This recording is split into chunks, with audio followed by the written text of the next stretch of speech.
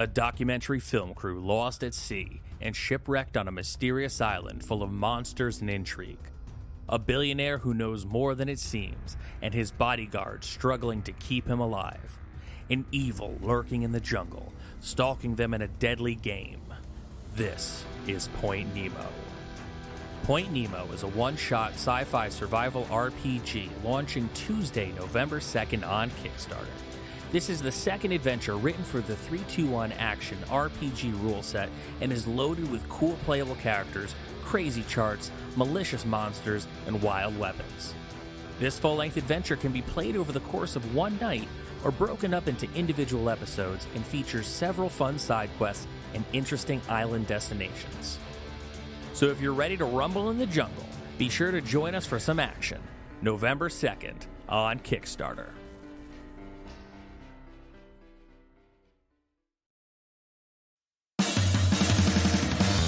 Are you ready, kids?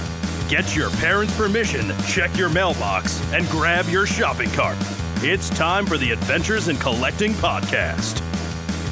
I'm Erik. And I'm Dave. Welcome to Adventures in Collecting, where we talk toy news, culture, and hauls, along with our journeys as collectors. Hello, everyone, and welcome back to Adventures in Collecting. Hello, everyone. Good morning. We are back. Yeah, we're recording bright and early. Usually we're a bunch of night owls over here recording at night, but we're recording while the sun is still out, which is always a nice little change of pace for us, Dave. Yeah, and you could be listening to this in the morning too, so it has many, actually two implications. Yeah, and I mean, I don't know if we've ever actually discussed what time we're normally recording, but so good morning to you, early AM listeners. Dave, we're back with another guest. We are. So, Super Impulse is known for making the world's smallest toys and providing a fun unboxing experience in both their micro toy box and Wacky packages toy lines. And whether you're playing with the world's smallest Rubik's Cube, a G.I. Joe, or He-Man figure, this week's guest is responsible for bringing them to life. Joining us on Adventures in Collecting is Alan Dorfman, founder and president of Super Impulse. Alan, welcome to Adventures in Collecting. Good morning. Thank you for having me. It's a real pleasure to be here. So before we kind of jump into the interview itself, we always ask all of our guests, as this is a show about toys and collecting. What are you currently collecting? At this point in my career, dust mostly.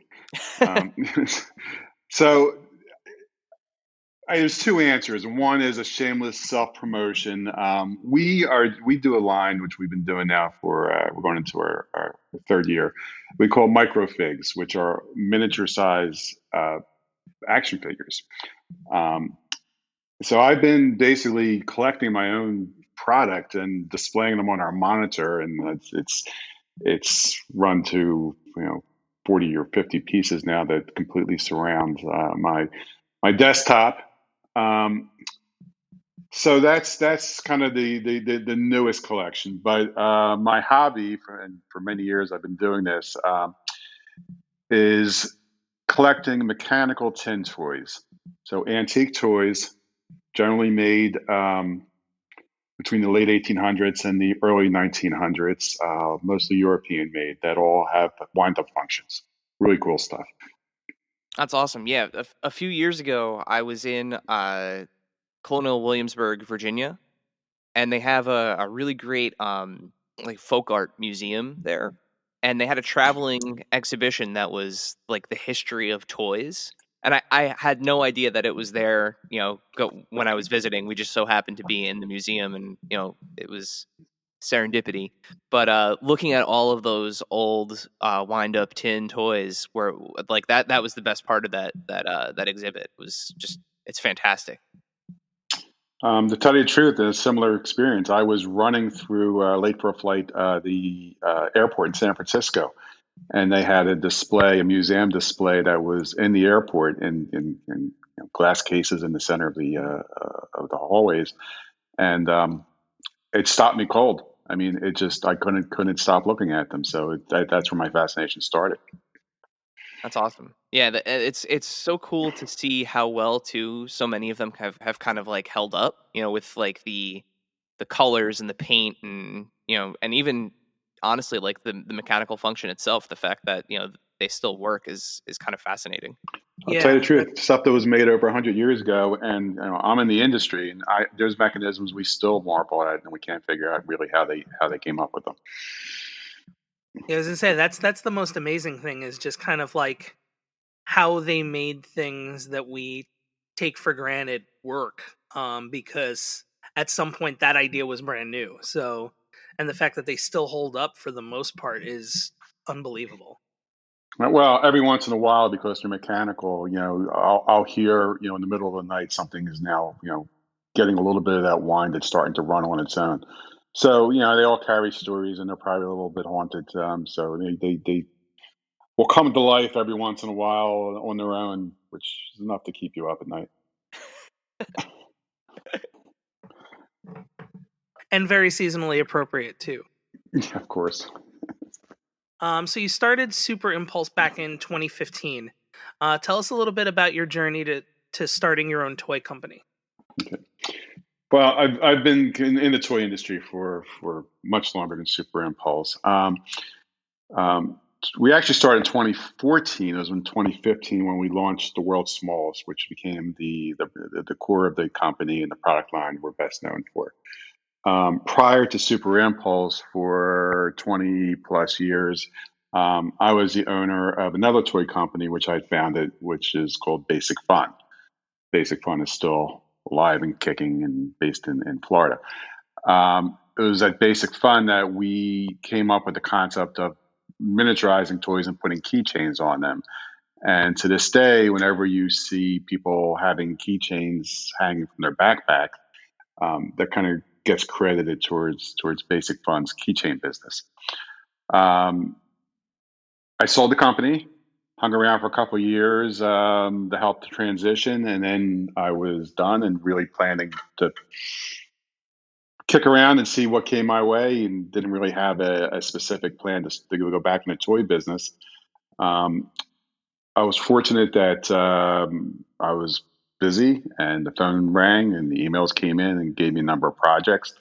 One of those projects was a product line called Super Impulse.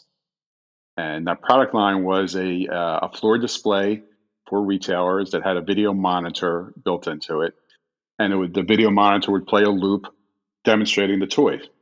So it was designed for Impulse Toys, which I have always been involved with. And it was basically an in-store merchandiser. So I agreed to take on the project of bringing that program to the United States, and eventually they became expanded to bringing the program to a worldwide basis, worldwide distribution.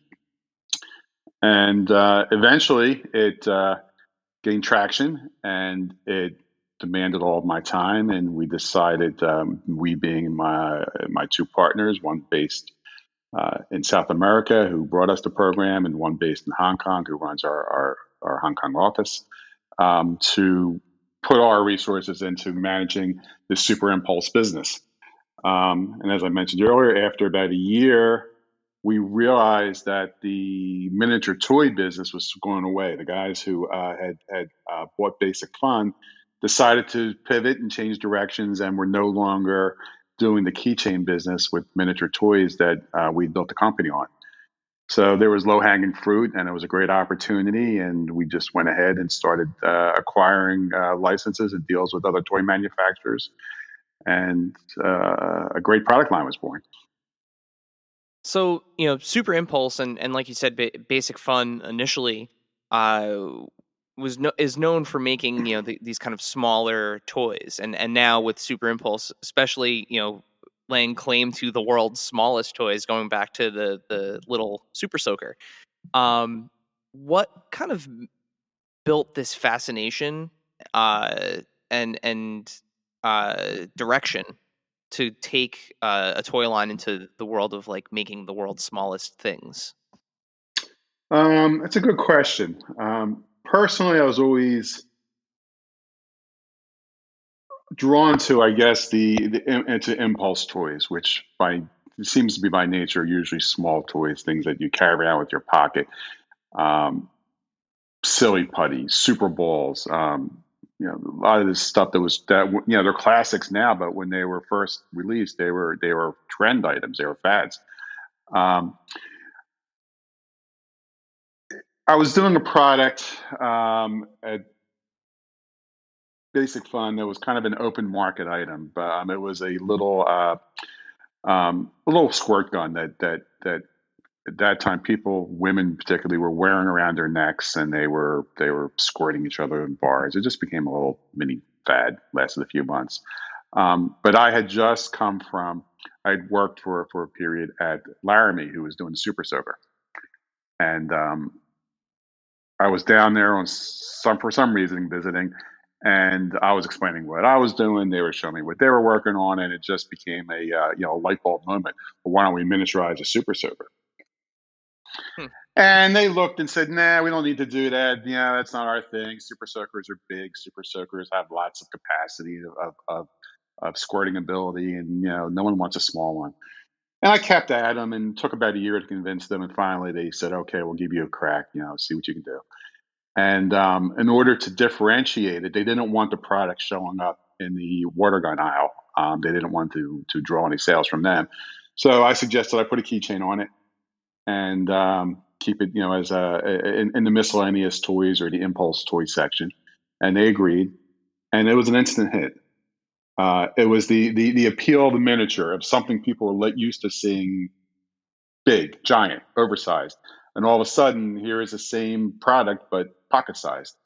And when you picked it up and pumped the little the nozzle, and a stream of water squirted out, it was a wow. It was a big deal. People just flipped out over it. And now it's concerned, it took off, and I'm thinking, okay, now what? There's no end to one hit wonders in the toy industry. So what next? And I started looking around. I literally went to Toys R Us and started looking up and down the aisles. What can I miniaturize, and what can I get the rights to miniaturize? And that second one happened to be Etch a Sketch. I landed on Etch a Sketch, another longtime favorite. Bought it, took it home, took a hacksaw to it, took it apart, and said, "Yeah, I can make this." And that one worked, and it became snowball. Okay, well, the next one, and we went from 2 items to 4 items to 12 items, and just snowballed it. Yeah, I mean, it's interesting to think about it, right? Because we've you've said it several times now, like just kind of impulse toys as a category, uh, a category of toys. And all of a sudden now I'm thinking like, oh yeah, thinking when I was a kid, whether it was like the capsule machines, where you pop in a couple quarters and you get a super, like a sky bounce ball, or some sort of little little figurine, in one of those capsules. And I feel like this is kind of like the natural progression of of that, where it's instead of being kind of a Genera brand toy, in that kind of impulse category, now it's kind of the things that you either as adults grew up with, or as a kid maybe this is your first introduction into an Etch a Sketch, is one that's super tiny. Think about it. Think about your favorite, I'll quote unquote, forgotten toy. Think about when you're cleaning out your desk, get ready to go away to school, and you find something that in the back of the drawer that you couldn't put down, or you took everywhere with you when you were a kid and haven't seen it in years, and all of a sudden it's just laying there, in the back of the drawer, or hanging off a backpack that was stuck in the closet, or something that's been sitting in the kitchen junk drawer that you pluck out and all of a sudden start playing with.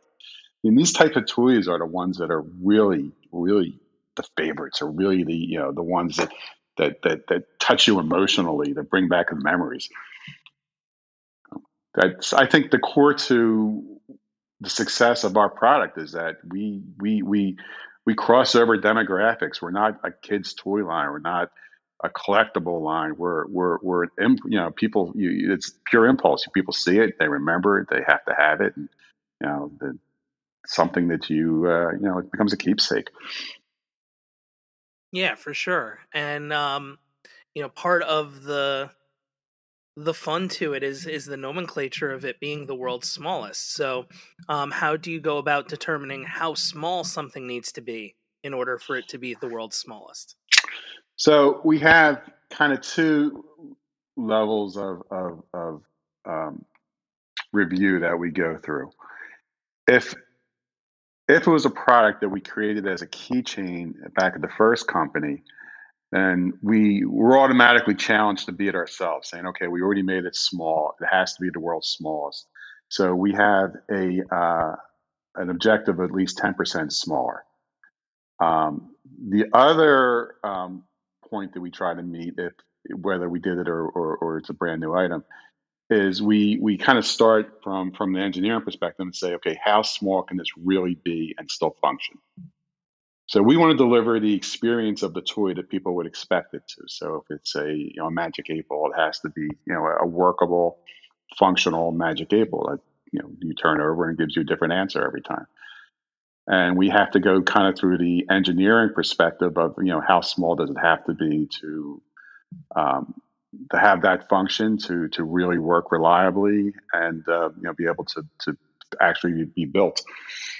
That's the other challenge is we're mass producing these. We have to have a production method that allows them to be worked. You can make one small of anything, but it might cost you an exorbitant amount of money in order to build it. Yeah, that was one of the things that was we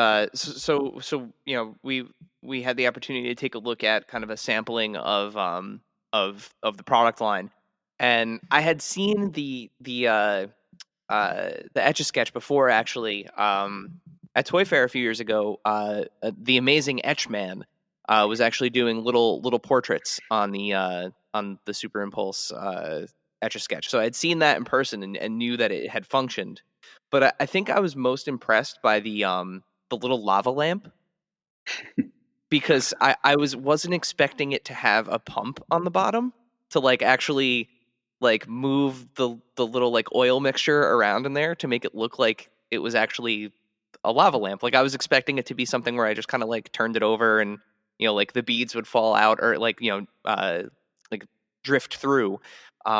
But yeah, the fact that it had a little functioning pump on the bottom, I was like, oh, this is really clever. Right. So that one was that was one of our challenges. So the nature of a lava lamp, a full size lava lamp, is that you plug it in and the electricity activates a heating element and that melts the wax and causes it to float and drop through the liquid. We knew that we weren't going to pass any type of safety testing if we had a heating element and a pocket-sized product. So we had abandoned that feature and go. We came up with the pumping mechanism, which gives us a pretty good likeness. Yeah, I agree. It absolutely does. So speaking of, we've talked about the lava lamp and the Etch-a-Sketch and Super Soaker and there's even a Rubik's Cube. Due to the nature of your product, you have the opportunity to really work with some of the most famous toy brands and kind of licenses in the industry. How do you go about choosing which one comes next? We're constantly challenged. Fortunately, we have very good relationships within the toy industry with other toy manufacturers, and for the bigger companies, Hasbro's and Mattel's and Spin Masters, we essentially have developed relationships with the licensing teams, and it's almost like going through a roster. We look at what we have, we look what they have, we look at past products as well as what's current, and we just try to land on brands that are trending, that are meaningful, that are classic, and pursue those. And of course, we have to consider the mechanics that can we make this work and can we deliver a product in small size that will meet the standard. The other thing is we're constantly looking. We're looking at at what's out there. We're looking at we're searching our own memories of what we remember. I mean, there's no shortage of toys in the history of toys, but sometimes we'll sit on some that are too obscure or too basically they're too forgotten about to be successful on bringing them back. But for the most part, we look for well-known brands and well-known toys that fit just kind of fit the mix. And now, a word from our sponsors.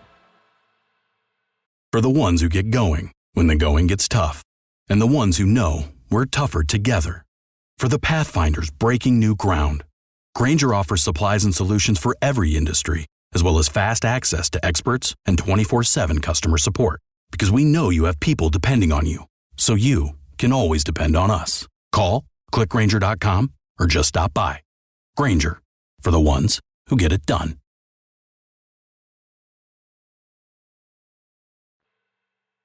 And now, back to the show. Now you mentioned when you're kind of going through these kind of catalogs mentally, right? These long histories of toys from these brands. Do you ever try to go after something that's maybe like you said, maybe like a forgotten toy? Like I'm thinking like Battle Beasts or Rock Lords or Street Sharks, like some of these toys that have kind of never really left the like collector consciousness, but they haven't been on the shelves in decades. It happens all the time, and we really have to make a decision of how's it going to be viewed by our customer base.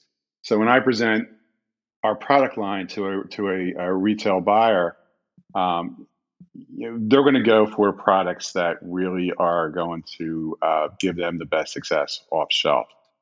And in many ways, we compete with ourselves. So if I have a more obscure title, it's just not going to get the support at retail than some of the higher profile brands. It's a shame because we leave a lot of really interesting stuff on the table that way.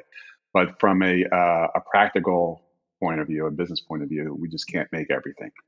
So we do have to make a cut. I'll give you an example of something that's on the cusp, but that has worked out pretty well for us. We do a couple of different types of Gumby, and current awareness with kids from Gumby, it's kind of niche. There's a lot of kids who don't know what or who Gumby is or was. A lot of us grew up with it, and it's a classic, and it does pretty well for us usually when we mix it into other assortments. As a standalone, it's a niche product, usually in toy stores or collectible stores, but it's not something that some of the bigger retailers would pick up. We're really proud to have that brand within our mix, but it's a pretty specific type of product.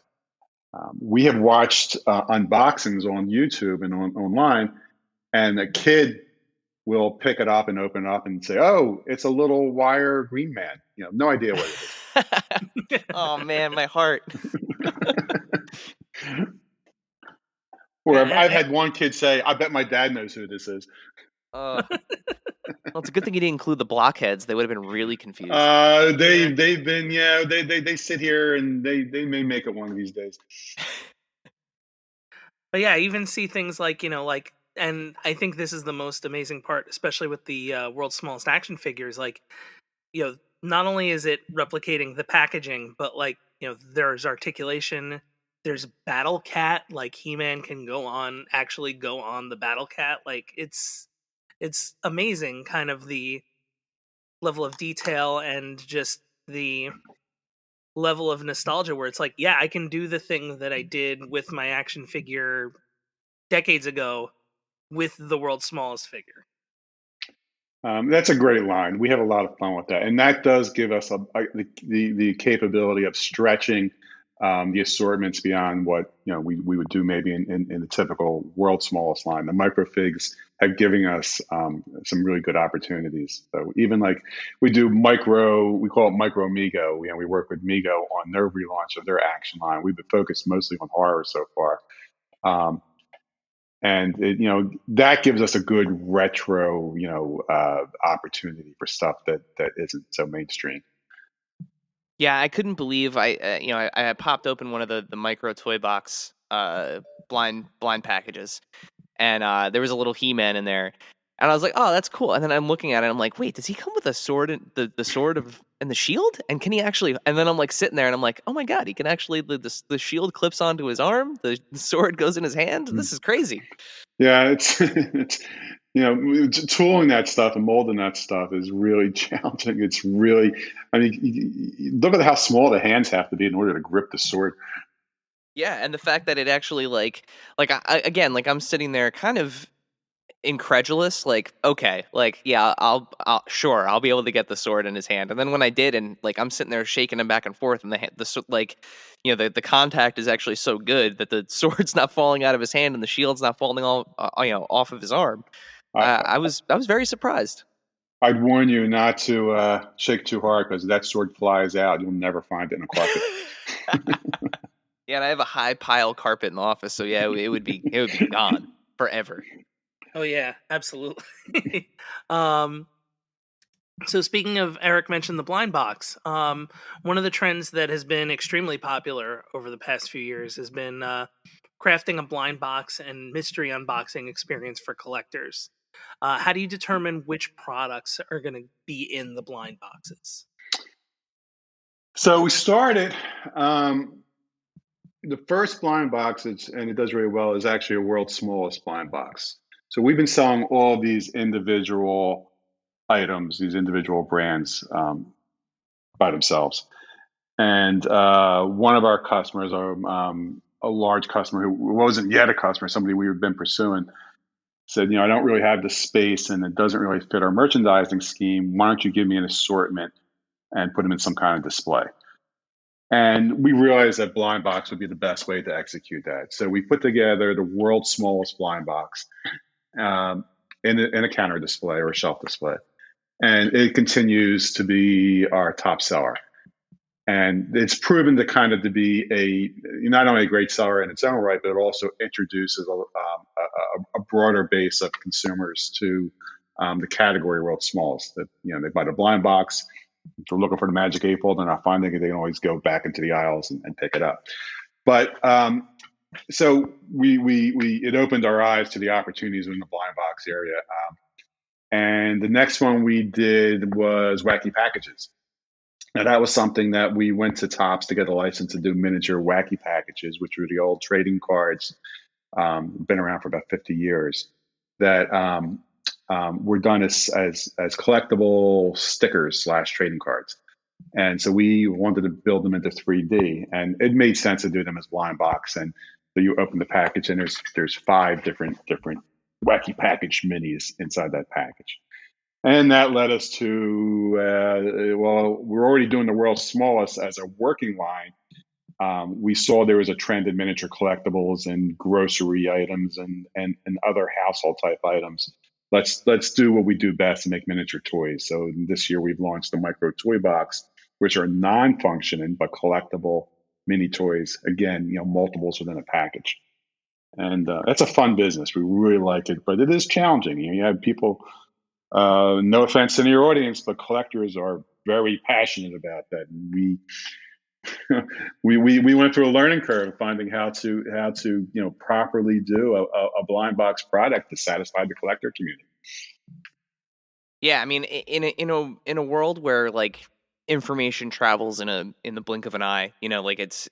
I was just having this conversation with somebody the other day, like, hearkening back and remembering a time where you'd walk into a toy store, way pre-internet, and you'd see a toy on the shelf that you didn't know existed. Like you had no idea it was coming, and you were excited to be like the one to find it on the pegs, right? And then go back and tell your friends, look what I found. And I feel like and Dave and I have talked about this in the past too. This kind of blind box, blind bag experience, especially for collectors, like people who have, our age and even older, it gives you just kind of like a taste of that feeling and that experience that like you really can no longer have because of the internet and and marketing plans and leak culture and and all that stuff. So it's so interesting to see how brands kind of adopt the blind bag, blind box experience. The other thing that I really like about blind box is that it's a multiple style merchandiser. So you can put it gives us the opportunity to make a lot of product and put it into one assortment. So there's a challenge there, but at the same time, it's a lot of fun. So we will get of our collections. We'll have to get dozens and dozens to make it work as a blind box. And as a developer, that's the fun part. That's the part that we enjoy. We enjoy the variety of brands. We enjoy having to mix and match them and put them in the proper assortments. Our head of development, Daniel, has to create a matrix of how to pack these things, and that's kind of one of the things that a lot of people don't realize is it's challenging, but it's pretty cool to have to figure out okay, we're going to put this product with that product with that product, and these ones we're going to make scarce, and this is what we're going to do to make them rare or collectible. So it's a whole new kind of level of product development. Yeah, because that's always the other fun thing to consider, right? Is the what are the determining factors that make something qualify as the thing that's going to be the rare or the chase, in the assortment? I have to ask Daniel that question. He tells me. I mean, we do agree on, and it's usually his suggestion whether we're going to do a gold plated one or a chrome plated one, or mold it in a clear plastic, or make a black series. But he's the guy that actually picks the specific styles of what's going to end up as the ultra scarce one or the rarest. So one of the things that we haven't really touched on yet, and I feel like has become, at least I'm assuming, an unintended side effect of the of the Super Impulse products, is kind of like toys for toys. So as toy photographers have started using them to enhance photos, to give their toys toy displays, or even like deck out their dioramas, just using them as props. Do you ever take any of that into consideration when producing these new items? So, yeah, I can tell you that I'm a genius, and we saw that coming, and we thought this was something we should play into. But the truth is, we had no idea. We were so impressed and so thrilled to see that trend come up. It was like, wow, why didn't we think of that? It's completely organic. People, creative people started seeing the opportunity, and the action figures for your action figures to us just kind of blew us away. And that really reinforced the legitimacy of the product line to us. We have to do more of this. Love it. Yeah, I mean, the first thing I thought of when after I opened up a few of the packages, and I had a dozen or so effectively 1/12 scale little figures, was like, I'm gonna put Deadpool on the floor, and he's gonna be laying on his belly with his legs crossed behind him, and he's gonna be playing with He-Man and Hello Kitty, because of course he is. And like, I took the picture and then started set up the little 1/12 couch and the table, and started putting everything around, and put the lava lamp on a side table, and I was like, this is something else. Like, if there were other kind of like general household objects in here, like a phone, like even if it was like a rotary phone, or like a like a solo cup, just kind of like other fun little household items, like I think that would be like a super cool spin-off almost. We do a couple of things that do fit into that category. We have a world's smallest turntable. Doesn't actually play music, but it looks like a pretty cool turntable, and it does come with a record, and it does spin, and a little strobe light goes on. And we also do Polaroid camera. Oh, It's awesome. actually been pretty popular. Yeah. So doesn't take pictures, but does eject a piece of film and makes that cool little electronic whirling noise as the film pops out. I got to keep my eye out for that one. So as a result of that trend, kind of related, we are launching a brand new product, which will be both as a standalone and as an accessory in a combo pack with the micro figures. And this was purely inspired by a photographer's use of the products as a prop. We were looking at social media, and we saw that someone had taken an image of it set up He-Man playing with a micro He-Man, and they used as a backdrop a He-Man comic book. And we looked at it, and we showed it to Mattel, and they looked at it, and it was another aha moment. And for spring of 22, we are launching a line of micro comic books, full reproductions of original comic books that are about 1.5 inches tall, 2 inches tall. We've gotten rights to the original artwork, and they'll be offered along with He-Man, Transformers, Teenage Mutant Ninja Turtles, and G.I. Joe. Oh, that's so cool. That's awesome. Yeah, I have to say this one really got us going. This one is really cool. Now my action figures can have book collections. I like this. That's right. Yeah. I can't That's wait. really cool. I can't wait for Optimus Prime to be reading a Transformers comic book. I'm already the gears are already turning, Alan. They're turning. So that is a exclusive to you guys. That is a brand new launch, and you're the first to break that news publicly. Awesome. Yeah, Awesome. great. Thank you. So now that brings us into our Q&A. This segment is brought to you by our friends at Chubsy Wubsy Toys. A traditional mom-and-pop toy store in Little Falls, New Jersey, Chubsy Wubsy Toys brings you the best new toys from the brands you love without the hassle of pounding the pavement searching for them at larger retail stores. Visit them in person at 106 Main Street in Little Falls, New Jersey, or online at chubsywubsy.com. That's CHUBZYWUBZZY.com. And tell them Adventures in Collecting sent you. So we posted, an announcement that we were going to have you on the podcast, and we collected some questions from our followers. And my family members. Well, you can confirm 2 of them, because 2 of them we have handles for. So if you recognize them, you can put them on blast. But then the other one is a combination. We got a couple of questions that were very similar, so we just kind of turned it into one. Can't give a single person credit for it. But Dave, do you want to hit Alan with the first question? I sure can. At Nico Minoru 1986 asks, I'm excited about what's in store for next year. Are you making more keychains, more blind boxes, maybe blind box keychains? Yes and yes.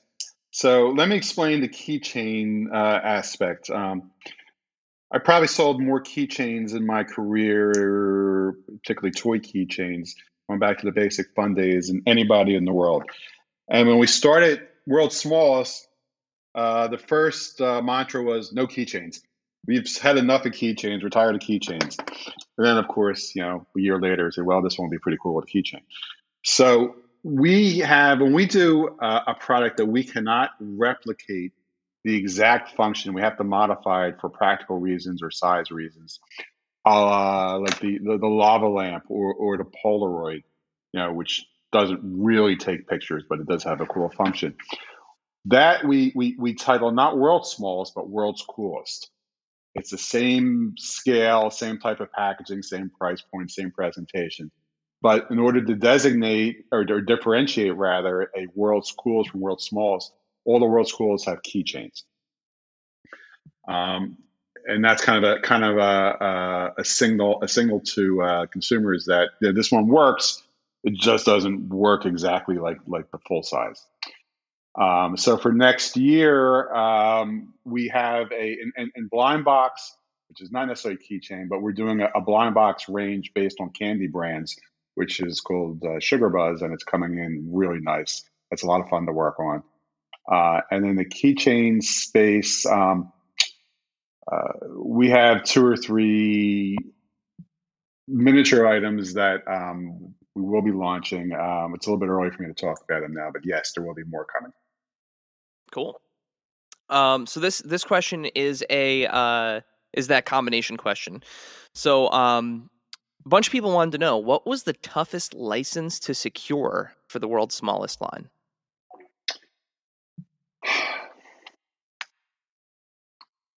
Well, the toughest ones are the ones I haven't gotten yet. So there's a couple that we've been chasing that haven't yet come our way. Probably Dungeons and Dragons.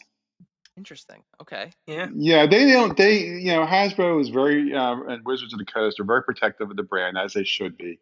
And they really hadn't licensed anybody to do figure roll pieces. So the fact that and by the way, they kind of came to us eventually and said, we're really happy with the work you're doing, and we'd like to give you an opportunity. That was something that had been off the table for quite a while. That's cool. Yeah, and that talk about a world of like endless catalog of characters and designs and colors, shapes, sizes. I mean, it's nearly endless. The first product is actually going to be hitting shelves in a few weeks, and I'll tell you the truth, that was one of the tougher ones we had to do in small scale. That fan base is very loyal, and we were challenged to make sure we came up with a product that would meet their standards.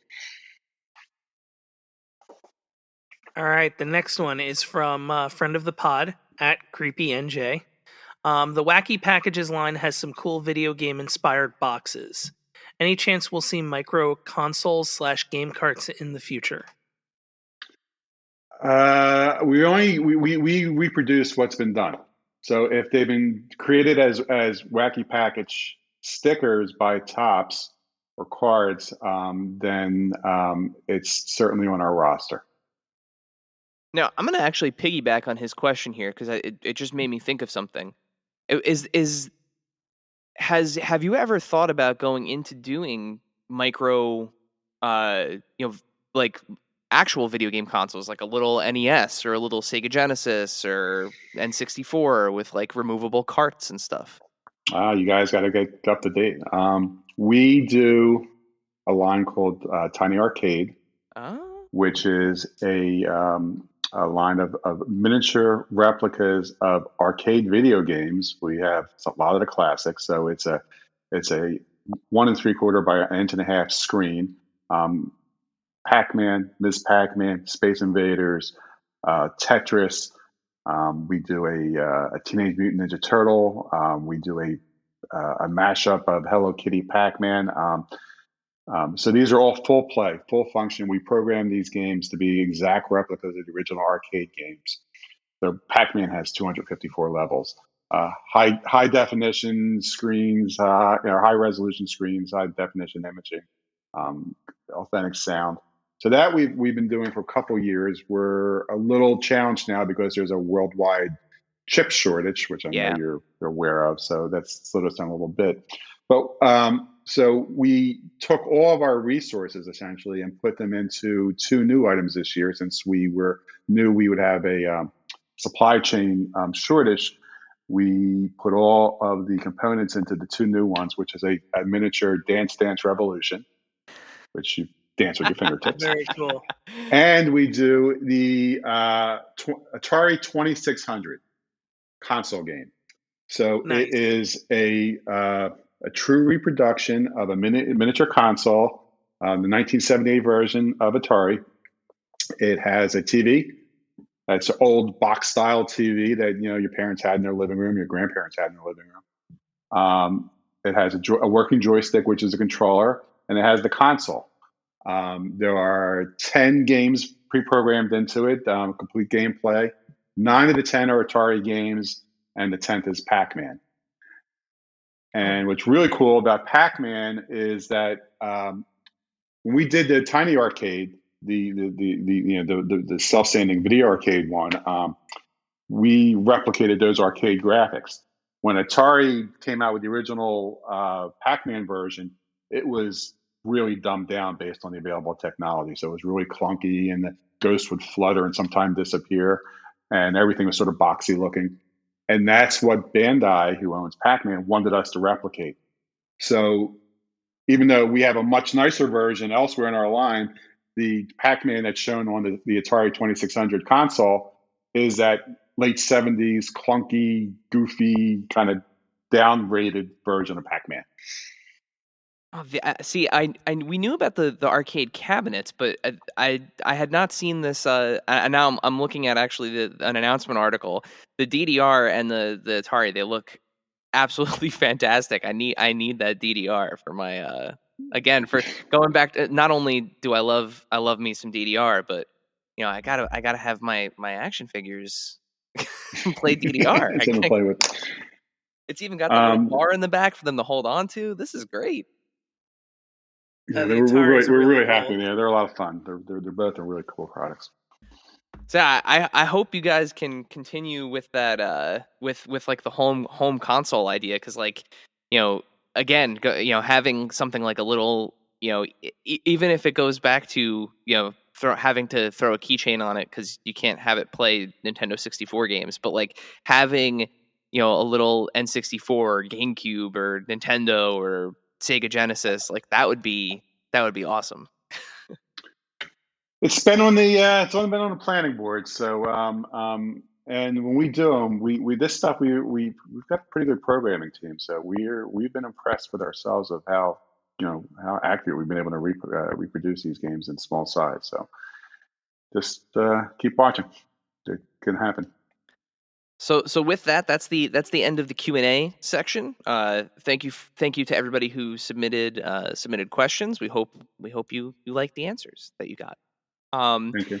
And with that, it leads us into our final question of the interview. So, Dave, would you like to fulfill your role as this podcast's James Lipton and ask our final question? Yes. So the final question that we ask all of our guests is, what is your favorite and or strangest piece in your collection? Now, it could be one of each. It could be both. But what is your favorite and or strangest piece in your collection? All right, so I can't pick a favorite because it depends on the time of day of the week. There's different favorites. But I will tell you one of my strangest, and I mentioned the antique toys. So the tin wind-ups I focus on are my preference is toys that reflected the culture of those times. So as you can expect, I got some pretty strange toys. So there's actually two that come to mind that are really, really odd. One of them it's a wind-up tin toy that's a very nattily dressed gentleman with a suit and a hat sitting on a bench surrounded by palm trees, and next to him is what looks like, I guess, was at the time a trash receptacle, a trash can with a cover. And how this works is you take the lid off the trash can and you put a lit cigarette into it. Now, keep in mind, these are toys that were built for kids, so it really tells you how far we've come as a society. Put the lid back on with the lit cigarette, wind it up, and the man on the bench will begin smoking his pipes and blowing smoke out of the pipe. And the other one is kind of a famous toy. It was made in Germany about 1900, and it's called the Chimney Sweep. And it's this really strange toy. It's a man in a baker suit pedaling. So he's got a bicycle and it's a wind up pedal motion. A cart, like maybe you can picture it as a kind of an old time ice cream cart that you'd see. Only it has what looks like a pretzel painted on the side of it. But hanging on the back of the cart is a man dressed in all black. He almost looks like a ninja, and he's holding a broom. And as you wind it up, the baker pedals the bicycle, pulling the cart, and the man on the back, who's supposed to be a chimney sweep, who looks like a ninja, is whacking his broom at the baker while he's pedaling. And at the same time, the baker, with his other hand, is whacking the chimney sweep with a spoon.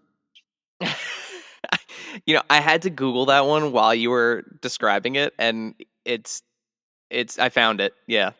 How's the description? Am I pretty accurate? 100%. You could not have described that better in fewer words. You couldn't have done it. It was perfect. And yeah, that does not look like a chimney sweep. That looks like a ninja. And why he's attacking this poor baker selling pretzels from his bicycle is I've never understood. But apparently, it was a common enough occurrence for a company to invest and manufacture a toy based on it. And I love I found a picture of one that has like the original art with it. Baker and Sweet. But yeah, even the art, like, and the baker and the art's turning around like, "Hey, why are you whacking me?" Yeah, that's funny. That is a great toy. Oh, well, Alan, thank you so much for taking the time to join us on Adventures in Collecting. Before we let you go, just tell us, where can we find out the latest news about Super Impulse? Where can we find you on the interwebs, all that good stuff? We're kind of out there all over. So we have social, digital posts all the time. Follow us on TikTok, on Instagram, on Facebook, on Twitter, all the usual places. You can always go to our site. We have a storefront set up on Amazon. So we're out there. Awesome. Thank you again so much for joining us, Alan. It was my pleasure. I really enjoyed talking to you guys. Thanks very much. Thank you, dear listener, for hanging out with us today. Subscribe, rate, and review us wherever you listen, and then tell your friends to do it. Thanks also to Joe Azzari, the golden voice behind our intro. Our music is Game Boy Horror by the Zombie Dandies. Find more about them both in our show notes. Follow us on social media at AIC_podcast on Instagram and Twitter. Stop by and say hi, show us your toy hauls, and share your toy stories. Maybe we'll talk about it in a future episode. Don't try this at home. Void where prohibited and some assembly required. Each sold separately, not a flying toy. Consult a physician if your toy run exceeds more than 4 hours. This has been a non-productive media presentation. Executive producer, Frank Hablawi. This program and many others like it on the Non-Productive Network is distributed under a Creative Commons Attribution Non-Commercial No Derivatives license. Please share it, but ask before trying to change it or sell it. For more information, visit non-productive.com.